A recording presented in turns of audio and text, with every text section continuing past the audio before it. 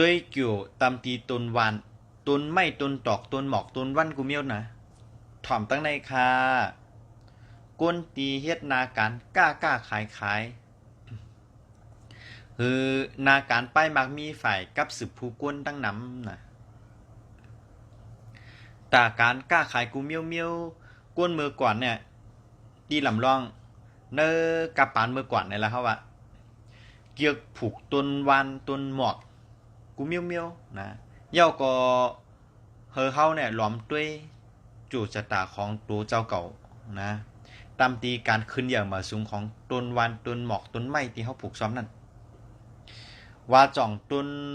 มันเนี่ยขึ้นอย่างมาสูงอยู่ห้า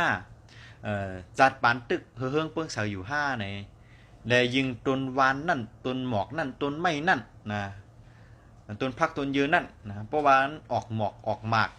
ก็ดียิงเฮ็ดเฮอโจชะตาของเขาในปรุงสูงนำยิ่งขึ้นเฮอไรฮิมเนี่ยจีเตียนหอมก้นเมื่อก่อนนะเฮอไรฮิมเนี่ยนะจีเตียนหอมย้อนสู่เฮอโจชะตาของเขาเนี่ยจัดปันของเขาเนี่ยเฮอหลีไว้จังไหนมันกึมจังนั้นในว่าเนาะในก้นเมื่อก่อนเฮ็ดจังไหน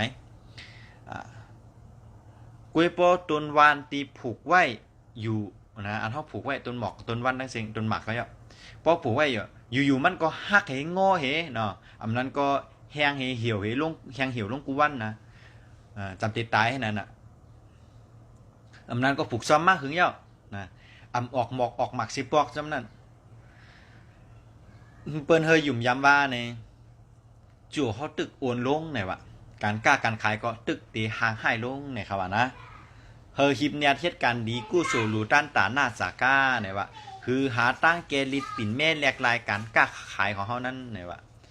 นะคือนาการป้ายมักมีอันเฮาเฮ็ดอยู่นั่นเนี่ยก็หลูมีสตินำเฮเนี่ยว่านะพร้อมตั้งเฮาหลูไรลุ่มลาหักษายศยาต้นวานต้นหมอกต้นไม้อันนั้นเฮอมันพอลีขึ้นนะเฮอมันพอ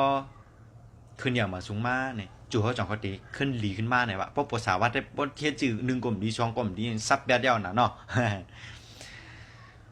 ตอนต่างเงาตรงหัวในนะฮะย้อนกึดยังไว้กันได้ก่อนค่ะทบยากันแทงเหมือนเงาตรงหัวหน้าเงื่องเวเพ่เขียนเขาหาลองดีหมันแม่นข้าเฮาบสลาดเดินดีเมืองไทยเหมือสูงค่ะ